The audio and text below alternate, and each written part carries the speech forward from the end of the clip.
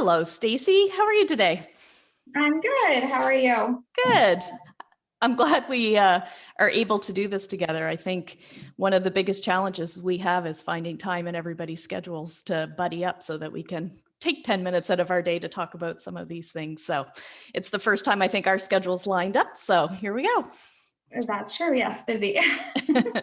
So you and I actually were just starting to have a little bit of a conversation about kind of thriving in states of chaos. And we were sort of talking about the pandemic. We were sort of talking about, some of the work we do with our therapy clients and starting to have that conversation around so many times people that come to therapy feel like, if once I make that step, everything has to change.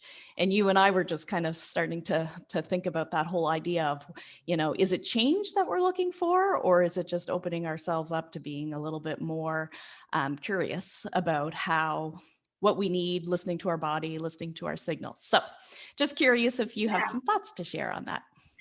Yeah. And I think you're right. Like right now, especially not just the pandemic, but definitely there's a lot of change happening and a lot of unknown. And sometimes even the word change, and we talk about, like you said, coming to counseling and okay, I need to change something. Yeah. And so one of the things that I like to talk to my clients about is that, when we do try to change something, even as simple as our breathing, if we can't do it, then we get even more heightened and in distress. And it's really not that helpful because at that point we lose our ability to really do much about it. So introducing even the word curiosity to kind of replace that word change.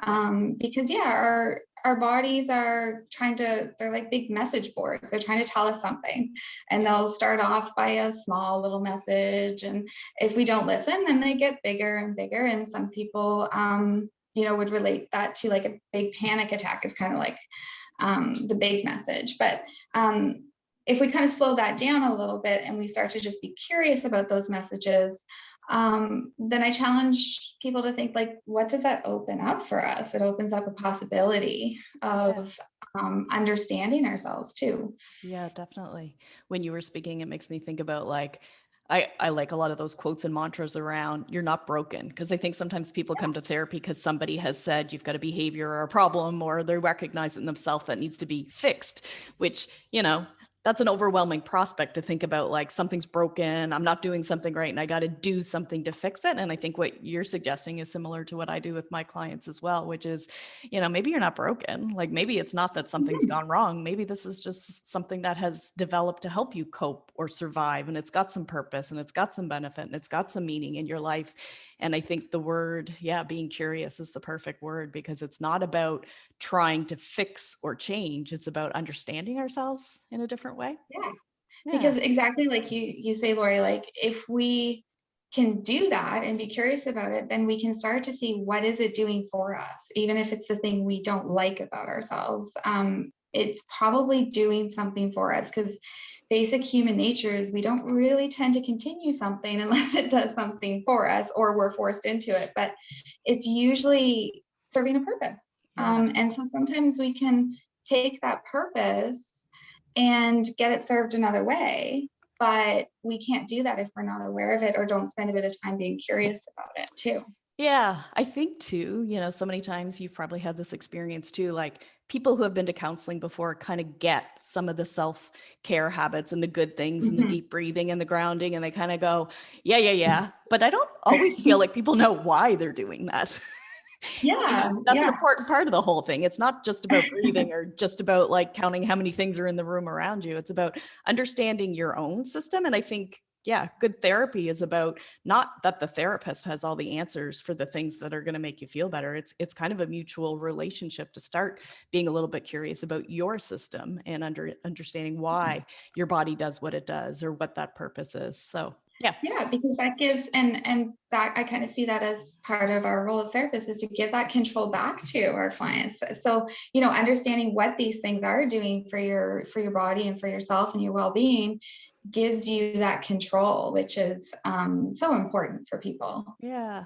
And I think it's interesting too, because it does kind of sometimes go to a place of vulnerability, right? Like to be Mhm. kind of accessing those places of yourself that maybe you've never really sat and tried to figure out before. We get so into autopilot, and depending upon, like you kind of use the example of like having a panic attack as being that like my system's overwhelmed, something's happening in my environment around us, and to be able to go slow it down. I think you said those words too, Mhm. slowing it down and really just starting to understand what's going on for me that's making my Yeah. body need to react this way, not choose, need, there is. Need to. Yeah. Yeah. And because, and what are the signs, the smaller signs that we missed before that? And through that kind of awareness, the hope is that maybe, and curiosity, we don't get to those places as often, because we're able to see and understand what's Yeah. happening. Yeah. So if people were watching today, what are some ways that you would suggest to start being curious? How do we start inviting that awareness or recognition into our daily routines? Yeah, and I honestly, I challenge clients, like, if they start talking about like, even, things that being curious about just in the morning, being curious about how you're feeling instead of judging it. Yeah. And that's another big piece, is taking that judgment out of it, because you can't be curious with judgment. Judgment goes to change when you change something. Yeah. So, being curious about, why am I rushing out the door? So every time you think about change, is to kind of just start to think about that different word of curiosity. For some clients, it's been really helpful for them to think of like characters, like, I guess Curious George came up one time. It's not necessarily a character anymore that people watch, but relating it to something that will help them think about it, Yeah. just about that curiosity. Um, People with kids, I will often say, like, think about what you want your kids to do. You want them to be curious about it instead of just kind of trying to change or judge, with mistakes or exploration, those sorts of things. So trying to connect it to something that's going to be personal for them. And then it starts to kind of just be in the back of their mind, Yeah. which is great when it Yeah. gets there, because then it opens that up more. Yeah. I think what you're saying too ties a lot to the work I do sometimes with parts work, recognizing that sometimes it's a part. And when you're able to kind of create that little bit of distance from a curiosity perspective instead of a judgment, I think that was a really cool way you said that. Like, judgment and curiosity aren't going to be in the same space. But when you can kind of step back a little bit and kind of observe, not just be and react, you do get a different perspective. It does. We're much more able to be curious or, Yeah. to wonder about other people than we are even about our own selves. We're too close sometimes. We're too close to Exactly. ourselves to see it. Yeah, that sounds Yeah, great. and I'll kind of joke around. I'll say no jabbing, no judging, no assuming, no blaming Yeah, of yourself. That kind yeah, of self-compassion. But like, and jabbing is kind of like one of those words that like people will connect with, or, but yeah, it is that important piece, and just finding ways to work it into, whether you're doing grounding work, relaxation, or just out and about, like with yeah, family or yourself or friends, is just that switch from change to curiosity, because change is everywhere in yeah. society.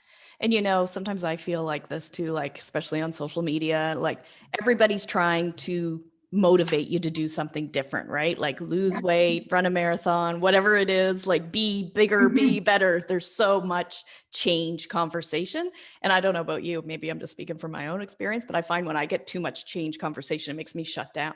Like it's almost Yeah. too overwhelming to even kind of contemplate making different choices for myself. But when I am able to step back and look at it from a curiosity lens, I do. What's going on for me is different than I need to be better. I need to be a better mom. I need to do things differently. And Mhm. I do think it shifts the way we observe ourselves and our behavior sometimes without shame and judgment.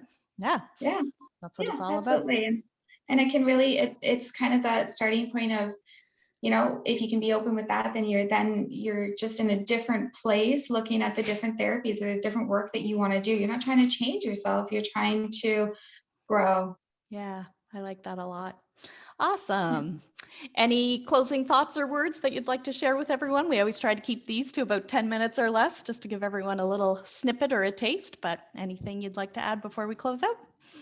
Yeah, no, I just encourage people to start thinking maybe how often they kind of think that they need to change, and whether or not there's room for curiosity in their lives. Yeah, I like that. Just as a parting note, kind of like every time you start thinking about, I need to change this about myself, just starting to think about being a little bit curious about what's happening instead. That would be Yeah, a really good thing to leave everybody with. Awesome. Wonderful, Stacey. I hope that our schedules will line up again and we can do it again sometime. Once we yeah. get rolling, seem to think of all kinds of things we want to talk about. And if anybody else Mhm. has some things they want to learn a little bit more, we're always open to some ideas too. Awesome. Absolutely. Well, you have a great day. You too. Yeah. Bye.